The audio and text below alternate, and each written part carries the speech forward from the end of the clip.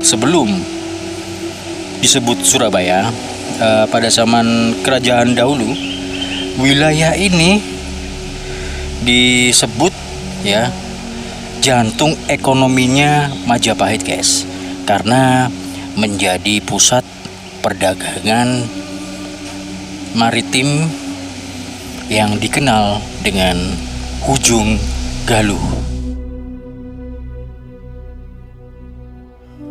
Sekarang orang Jawa udah hilang Jawanya, tata krama udah hilang.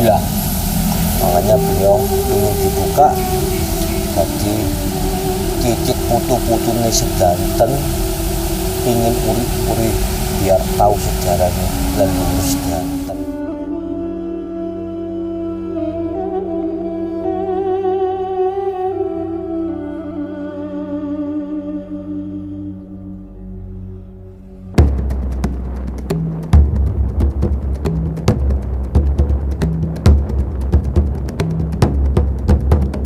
Kali ini saya menuju ke sebuah lokasi yang lebih tepatnya berada di Jalan Ngagel nomor 87 Surabaya teman-teman. Lokasi ini bernama Makam Ki Ageng Pengging II yang menjadi cikal bakal nama kota Surabaya teman-teman.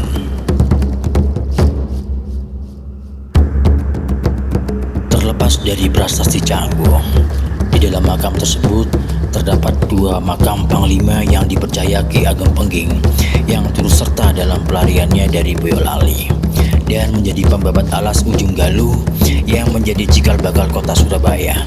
Oke, seperti apa penampakan dari makam dua panglima tersebut, kita simak terus di video ini ya teman-teman, dan jangan di skip-skip. Assalamualaikum warahmatullahi wabarakatuh. Gimana kabar kalian semuanya? Semoga kita semua tetap dalam lindungan Tuhan Yang Maha Esa, diberikan kesehatan, dimudahkan segala urusan, dan dilancarkan rezeki kita semua ya teman-teman. Oke, ini kali ini saya berada di sebuah pesarian ya teman-teman ya. Pesarian ini dinamakan Pesarian Ki Ageng Pengging. Jadi lokasinya berada di Jalan Ngagel nomor 87 Surabaya guys. Oke, kita langsung saja memasuki pesarian Ki Ageng Pengging ini. Nun sewu. Assalamualaikum.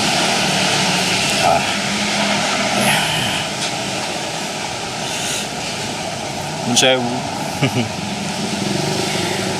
Oke guys, mantap. Nah, yuk. Di sini teman-teman. Di sini terdapat banyak makam para leluhur. Ya. Di sini ada 16 nama ya teman-teman ya. Dari nomor 1 Ki Ageng Pengging sampai nomor 16. Yang terakhir adalah Mbah Kadal Buntung. Nah, jadi untuk penampakan pesarian atau makam dari para leluhur di sini ya guys. Jadi seperti ini penampakannya. Sudah ditutupi oleh kain berwarna kuning. Oke ya teman-teman ya. Jadi misalnya di sini ya teman-teman, untuk nama-nama yang tertulis di batu nisan ini adalah nama kiasan guys. Kalau dalam istilah pewayangan Jawa, ini adalah nama samaran ya.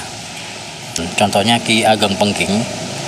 Nah, Ki Ageng Pengging ini adalah Kebo Kenongo namanya ya teman-teman, yang merupakan ayah dari Joko Tingkir. Dan jadi makam-makam ini di luar ini semua adalah prajurit dari beliau. Nah, jadi seperti itu ya teman-teman. Di situ ada Mbah Sabu Jagat ya. Dan yang di situ nggak ada namanya. namanya ada di papan ini ya teman-teman ya. Oke, kita keliling dulu, terus kita tanya-tanya ke juru kunci teman-teman. Oke, jadi saya tidak akan membahas tentang mengulas tentang Ki Ageng Pengging atau Kebo Kenongo. Tapi yang saya bahas nanti adalah Mbah Suro dan Mbah Boyo ya teman-teman ya. Asal usul yang menjadi nama Surabaya. Oke, saya tidak akan mengulas tentang Mbah Ki Ageng Pengging. Jadi teman-teman, kalian bisa lihat di sini banyak makam-makam, terdiri dari 16 makam ya. Ada Mbah Saleh, itu ada namanya. Ada Mbah Saleh, Mbah Ibrahim, Mbah Wungso. Oke, ada kucing di situ. Jadi teman-teman, Surabaya saat ini menjadi kota terbesar kedua di Indonesia ya, setelah kota metropolitan. Dan sebelum disebut Surabaya, pada zaman kerajaan dahulu, wilayah ini disebut ya jantung ekonominya Majapahit guys, karena menjadi pusat perdagangan maritim yang dikenal dengan Ujung Galuh. Oke.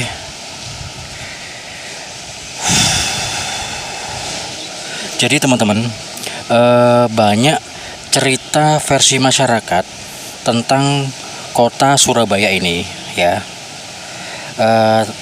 Di pesarian Ki Ageng Pengging ini di Jalan Ngagel nomor 87 Surabaya terdapat juga makam dari Mbah Suro Kuning dan Mbah Boyo ya teman-teman. Dan untuk makam beliau itu ada benderanya tuh guys. Kita ke sana ya. Oke. Nah, ini dia.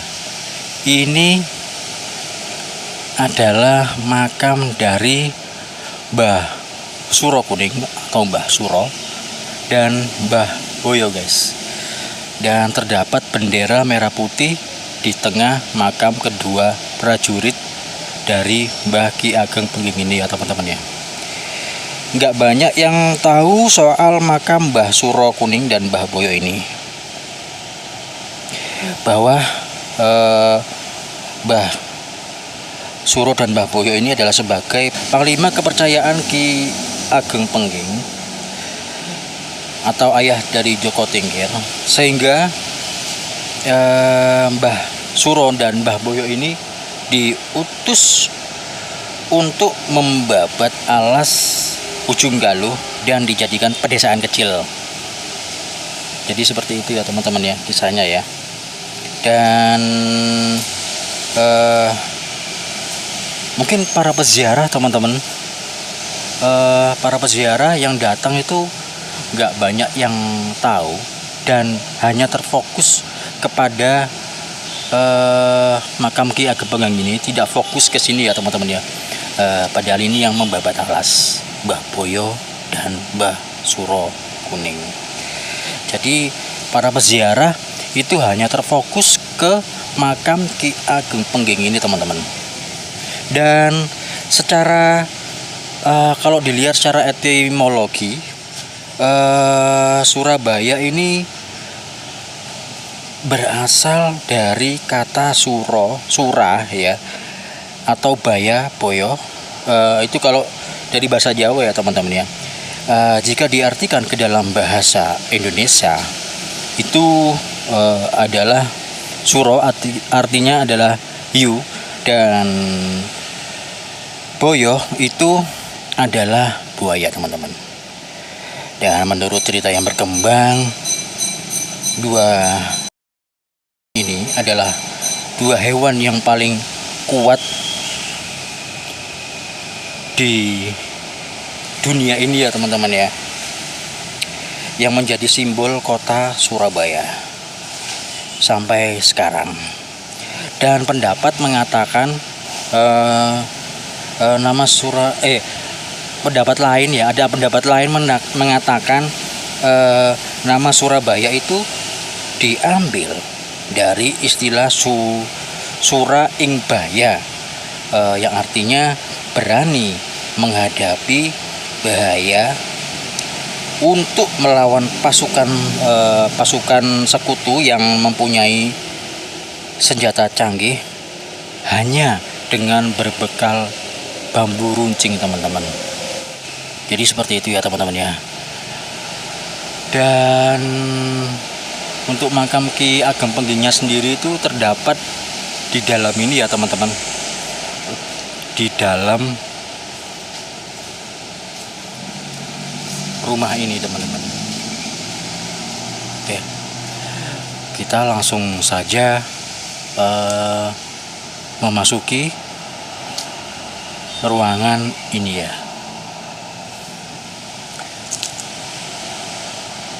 Oke, Nun sewu.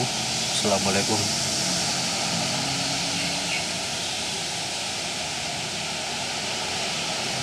Dari keluarga Sosro Kusumo kepada pemerintah Kota Surabaya. Oke.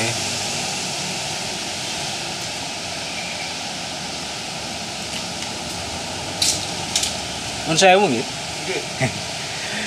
Oke guys, jadi untuk makam bosnya dari para prajurit seperti ini teman-teman.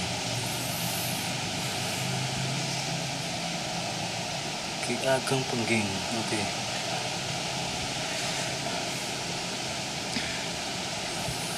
Kita doakan dulu ke beliau ya.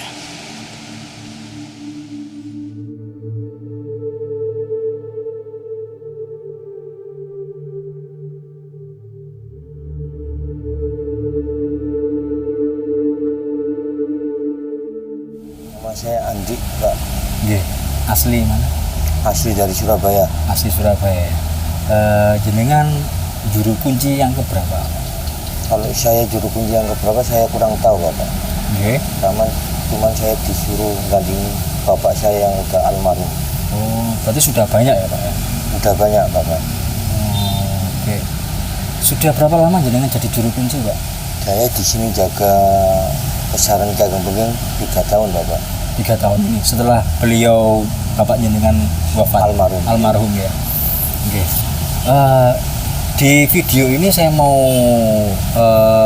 mengulas tentang sedikit sejarah yang jenengan ketahui tentang Mbah Suro dan Mbah Boyo ini Pak. Mungkin jenengan bisa menjabarkan sedikit sepengetahuan jenengan seperti apa tentang ya asal usul Surabaya. Nggih, monggo. Mbah Suro Kuning dan Mbah Boyo itu Panglima Ki Ageng Pengging, Bapak. Yeah. Yang dipercaya Bapak Talas Tunggalo. Dari kata Surabaya diambil dari 2 nama beliau. Diambil dari dua nama beliau. Mbah Suro dan Mbah Boyo. Iya. Kalau sejarahnya Surabaya saya agak kurang tahu, Bapak. Ya, mohon maaf kalau sejarahnya Ki Ageng Pengging mungkin saya sedikit tahu. Oke. Jadi dulu dalam rangka apa beliau mengutus beliau Ki Ageng Pengging ini mengutus kedua panglima ini Pak, Mbah Suro sama Mbah Boyo. Nah, dulu beliau kan dari Jawa Tengah Boyolali, beliau. Oh, asal Boyolali. Nggih. Oh ya. Pengging itu kan kerajaan dari Boyolali. Nggih. Beliau dikira berontak sama Raden Patah. Amarga tidak Bangkang disuruh ke kerajaan Demak, beliau tidak mau. Akhirnya 3 tahun dieksekusi mati. Raden Patah ngutus Sunan Kudus sowan ke kerajaan Pengging badhe mau eksekusi tapi tidak bisa. Ya. Akhirnya Sunan Kudus minta kelemahannya Ki Ageng Pengging Kebo Kenongo, dikasih lah kelemahan Ki Ageng Kebo Kenongo. Kalau disejarahkan beliau ditusuk sama Sunan Kudus, Ya. tapi kalau saya yakin beliau tidak ditusuk, Pak. Beliaunya mukso. Oh, moksa. Mukso sama jasadnya beliau hitung-hitung sembunyi di daerah sini Ujung Galuh sebelum Ujung Galuh. Surabaya.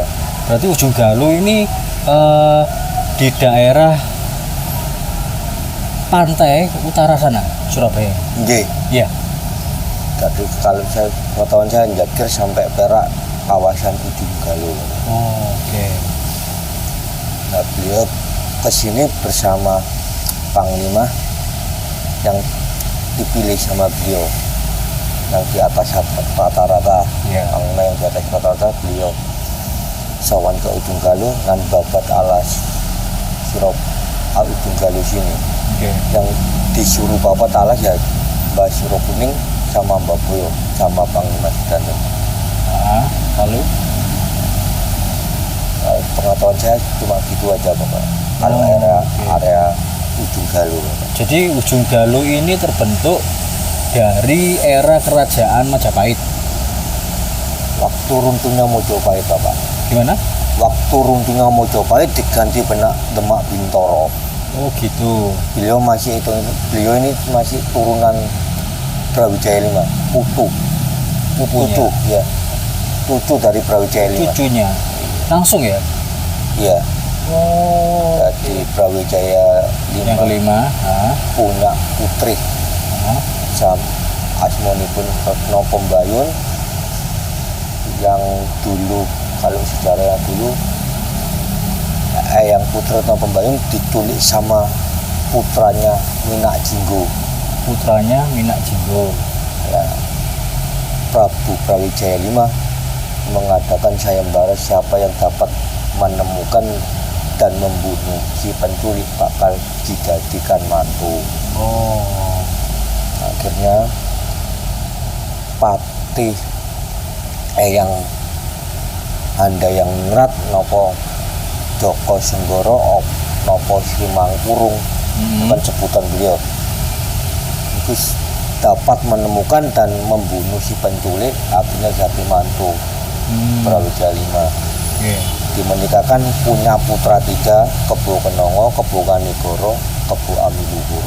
Kebo Kenongo ini termasuk yang anak kedua gitu. Anak kedua. Oh. Yang kakaknya Kebo Kanigoro. Kebo Kanigoro. Terus itu kakak sama adiknya beliau ini dimakamkan di mana? Kalau yang Kebo Kanigoro, kalau gak salah nih di lereng Gunung Merapi sama Lawu, Pak. Di lereng Gunung Merapi itu yang siapa? Ki Ageng Kebo Kanigoro. Kebo Kanigoro. Terus yang Di Lawu juga Kebo Kanigoro waktu semedi. Hitung-hitung petilasan aja nah, Pak. mau petilasan aja gitu. Oke. Jadi dari mereka ini atau beliau ini itu sudah Islam ya? Pengetahuan saya kalau yang Kebo Kenongo udah Islam, Pak. Kan waktu Islamnya sepengetahuan saya waktu beliau semedi ketemu sama Syekh Siti Jenar. Syekh Siti Jenar ya. Beliau kan muridnya, Oke. identik murid Syekh Siti Jenar. Hmm. Pengetahuan saya sih beliau maksudnya di waktu mungkin remaja Bapak. Waktu semedi sukmanya ketemu sama Syekh Siti Jenar. Oh. Akhirnya cerita hitung-hitung cerita tentang agama ngaji Roson itu, Oke. akhirnya mungkin masukan dari Syekh Siti mungkin merasuk ke hati, akhirnya beliau ingin jadi muridnya Syekh Siti Jenar. Akhirnya beliau masuk Islam. Masuk Islam ya. Sepengetahuan saya. Oke, jadi kita kembali lagi ke Surabaya. Nah, Surabaya ini sudah dari dulu dong dengan adanya muridnya beliau ini, Panglima ini. Ini sebelum era Surabaya beliau ada. Maksudnya nama Surabaya ini terciptanya itu dari dua nama itu. Dua nama itu ya. Nggih. Oke. Mbak Suro sama Mbak Bini. Nggih, Mbak sama Mbak Bini. ada pendapat lain yang mengatakan versi lain, ada nggak bahwa Surabaya itu diambil dari nama Kalau disejarahkan versinya kan ikan suro sama buaya. Nggih. Nah, kalau sepengetahuan saya bukan dari ikan suro sama buayanya, dari nama beliau. Gitu ya. Nggih. Berarti ikan suro sama sama buaya ini sebenarnya apa? Kan ada ikonnya itu di Surabaya ini kan. Itu maksudnya gimana? Nah, saya itu kurang tahu Bapak. Oke. Tapi orang sekarang udah tahu kalau Cikal Bakal Surabaya dari nama beliau. Oke. Jadi semua makam di sini itu ditemukan pada tahun berapa? Nah, kalau saya ini saya nggak tahu Pak. Oke. Pokoknya paling lama juru kunci yang paling lama jaga di sini bapak saya. Itu paham semua ya? Iya, Berapa tahun bapaknya Pak? 30 tahun. 30 tahun jadi juru kunci. Oke. Makanya saya agak sedikit tahu, amarku saya kan nggak tahu sejarah, juga nggak disejarai bapak saya. Oh, jadi diem, maksudnya nggak ada, ya mungkin ada omongan sedikit-sedikit lah ya. Nggak ada, cuman saya disuruh jaga sini, cuman waktu sakaratul maut beliau cuman manggil saya aja, lihat saya cuma nangis. Tapi gak hitung-hitung saya awam, Jadi nggak tahu apa-apa tentang sejarah ini. jadi saya tidak pernah baca sejarah, tidak disejarai bapak, saya awam betul. Lantas jenengan tahu dari mana? Cuma ada Bagian yang besar lah. wisik bapak, wisik. Ya. Jadi kayak wisik itu kayak ada orang bicara saya ini. Dulu saya kan cuma tahunya beliau ini Ki Ageng Pengging, muridnya Sesi Jenar. Oh, iya. Gak tahu namanya beliau. Oh. Akhirnya bertahap saya ada wisik, nama saya ini Kebu Kenongo. Diberitahu asal usulnya beliau sedikit. Oh gitu ya. Iya. Jadi ada bisikan gitu modelnya ya. Iya. Oh, itu setelah beliau Bapak jenengan almarhum atau sebelum? Sebelum sesudah bapak almarhum, bapak sedo, bapak meninggal 8 hari saya jaga sini. Oh langsung. Iya. Itu tanpa pengetahuan apa-apa. Nul putul. Betul ya. Iya. Tapi setelah beberapa hari kemudian Itu berapa bulan mas? berapa bulan baru tahu. Baru tahu. Oh, ya di sini tahunya atau di rumah? Ya dari sini. Tadi malam kalau ada orang bertanya, saya kan memang saya kan nul putul, nggak tahu apa-apa, langsung ada wisik. Sebelum gini, sebelum gini. Oke. Tadi ya pernah dulu kayak cakar beliau ini kan dikira yang anda yang ningrat beliau. Terus saya elak, beliau bukan yang anda yang ningrat kan romonya beliau, bapaknya beliau. Oh, bapaknya. Ki Ageng Pengging Sepuh. Oh, oke. Nah, akhirnya saya bertahu Iya. pihak cakar beliau, oh ya memang beliau Kebu kan bukan yang anda yang ningrat. Oke. Kalau pengunjung Pak, pengunjung biasanya kesini tuh hari apa aja? Saya buka setiap hari Pak, Ya. tapi saya bukanya jam 3-an lah, jam 3 sore sampai kalau hari biasa saya jam 1 sampai jam 2 malam. Buka jam 3 sore Buka jam 3 sore sampai jam 1 malam setiap hari ya. setiap hari. Biasanya pengunjung datangnya jam berapa? Kebanyakan sih malam, habis sisa. Habis sisa. Kalau malam Jumat saya sampai jam 3 malam sampai jam 4 Subuh ya. Oke. Biasanya pengunjung ini ke makam yang mana? Yang paling sering diziarahi di sini? Kalau yang sering diziarah jelas tujuannya ke beliau Pak, Ki Ageng Pengging. Oh. Kalau orang yang biasanya Ki Ageng Pengging terus ke Cikal Bakal, ke Panglima, Kalau ke yang ibu angkatnya. kalau yang tahu ya. Gitu. Oh, oke. Biasanya untuk melakukan ritual ya, syaratnya apa aja, Pak? Kalau syarat sih nggak ada, Pak. Biasanya bawa bunga-bunga atau bawa Kalau bunganya sesaji madupa apa? itu kan hitung-hitungan kalau orang kan oleh-oleh lah, Pak. Oh iya. Kan, kalau beliaunya cuma butuh doa, Pak. Jadi orang siaran mendoakan beliau juga mendoakan orang siarannya aja, Pak. Hanya sebatas didoakan aja ya kebanyakan ya, Pak ya. Kalau bawa dupa, bawa itu kan tergantung orangnya aja, Pak.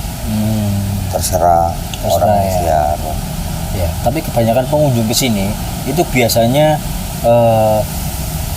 minta enggak atau hanya sekedar mendoakan? Nah, kalau saya nggak tahu, itu tergantung orang siarannya. Tergantung orang. Biasanya kan misalnya nih Pak, ada pengunjung datang, biasanya kan tanya sama juru kunci, itu biasanya kan dituntun. Nggih. Nggak seperti itu, atau para pengunjung ini langsung masuk aja gitu?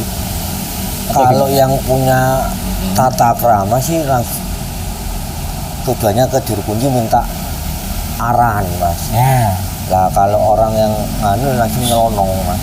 gitu ya. Nggih. Iya. Itu jenengan gimana? Maksudnya dengan adanya seperti itu jenengan apa ya? Perasaannya gimana? Ya biasa aja, Mas. Kan memang kalau memang saya dulu kan ini bukannya kan enggak enggak setiap hari, Mas. Ini dulu bukannya waktu juru kunci pertama sampai era bapak saya bukannya cuman hari Selasa sama Kamis. Hari Selasa sama Kamis. Selasa sama Kamis. Ya, kalau saya disuruh beliau bukannya setiap hari. Lah dulu sini kan nggak mau dikasih lampu toh, Mas. Gelap berarti ya Pak? Gelap dulu, Mas. Nah, waktu saya pegang, saya kan memang anaknya takut gelap, Mas. Oke. Saya minta lampu biar terang, biar padang. Nah, saya asal ada syaratnya, katanya beliau. Minta beliau dibuka setiap hari karena sekarang orang Jawa udah hilang Jawanya. Tata krama udah hilang. Makanya beliau ingin dibuka, jadi cicit putu-putune sedanten ingin uri-uri biar tahu sejarahnya leluhur sedanten. Jadi orang Jawa biar gak kehilangan Jawa. ya. Tata krama kembali ada, maksudnya beliau cuma gitu. Oh, jadi lantas akhirnya jenengan buka tiap hari ya? Tiap hari, tapi saya bukanya nggak 24 jam, Mas. Soalnya kan gini, Mas, kalau zaman sekarang takutnya saya buka 24 jam, banyak orang bilang laku, takutnya saya kasus, Mas. Maksudnya seperti apa? Kan saya kan nggak tahu orang laku sama orang kasus. Takut saya, cuman saya ambil biar aman, kita aman, beliaunya juga nggak kena imbasnya. Akhirnya saya kasih batas waktu itu, Mas. Oh gitu ya. Jadi kalau waktunya tutup, saya suruh pulang semuanya. Saya Tutup? juga pulang. Tutup ya tutup gitu aja Pak. Jadi Nggak nunggu misalnya jam 10 tutup misalnya. Terus ada pengunjung masih belum selesai, itu lantas jenengan langsung tutup apa tunggu sampai selesai kalau dulu? masih ada orang yang ziarah berdoa di beliau, saya nunggu, Mas. Oh, Soalnya kan kalau kita negor terus tutup aja gitu. tutup aja kan ya kita nggak punya adab. Oke. Makanya kalau masih ada orang yang ziarah tawasul, saya tunggu sampai selesai. Oke. Habis selesai baru saya kasih tahu, beritahu, Mas, waktunya tutup. Itu aja. Oh, oke. Siap. Untuk bicara karomah, ini karomah dari beliau apa nih Pak? Karomah dari Ki Ageng Pengging ini. Kalau karomanya sih yang saya tahu, beliau kan seorang raja yang tidak mau jadi raja, Mas. Beliau pegang, beliau sampai rela bertani maksudnya beliau rela bertani biar rakyatnya makmur sejahtera. Ya, setiap tanah yang dipegang beliau pasti subur. Pasti subur. Makanya sampai Raden Patah kerajaan Demak takut Ya. beliau berontak, amarga setiap tanah yang dipegang pasti jaya makmur lan sejahtera. Takutnya kalau sejahtera bakal berontak. Kesalahpahaman saking itu Ya. Itu waktu beliau masih hidup kan? Iya, Kalau waktu di kerajaan dulu. ya, kalau selama ini gimana? Karomahnya apa? Kalau pingin tata sih memang beliau agak mengabulkan, Mas. Maksudnya doa yang orang minta itu pasti cepat diantar ke Gusti, Mas. Banyak ya yang seperti itu. Banyak. Maksudnya gini Pak, karomahnya itu keunggulan dari beliau ini apa? Keunggulan setelah wafat dari pengunjung minta, misalnya bukan minta ya, dia apa? Kayak mau minta pangkat, Iya. derajat, nggih. Karomahnya apa dari beliau ini? Ya, banyak sih, Mas. Kan kalau saya sebenarnya selama saya jaga, setiap orang yang kayak kesulitan, kayak pengusaha yang sulit, kadang banyak utang, di sini saya suruh buat nasi tumpeng berapa minggu lunas, saya udah berapa orang yang minta itu, alhamdulillah saya pangkat juga, alhamdulillah, Mas. Oh, Tapi kan saya kurang tahu, Mas, kalau orangnya kan semua kan tergantung Gusti, Mas. ya, Itu amar doanya yang siara itu sangat tulus, sampai diantar doanya diantar ke Gusti kan saya juga kurang tahu. jadi itu ya karomahnya dari beliau ya. Yang biasanya pengunjung ke sini itu taunya itu gitu ya. Nggih. Oke, siap. Tapi di sini dulu memang terkenal orang yang kayak banyak utang, kesulitan, Ya. banyak yang di sini. Kalau era bapak saya kan banyak orang yang tidur kunci pertama sampai bapak saya banyak orang musafir yang tidur di sini. Oh. Gak tahu musafir apa nggak tahu. Iya. Yang penting banyak orang. Nah, akhirnya kan nggak kerawat dulu, Mas. Makanya sekarang saya kan biar kerawat, biar rapi, biar nganus. Waktu tutup saya suruh pulang. Itu aja. Oke. Siap.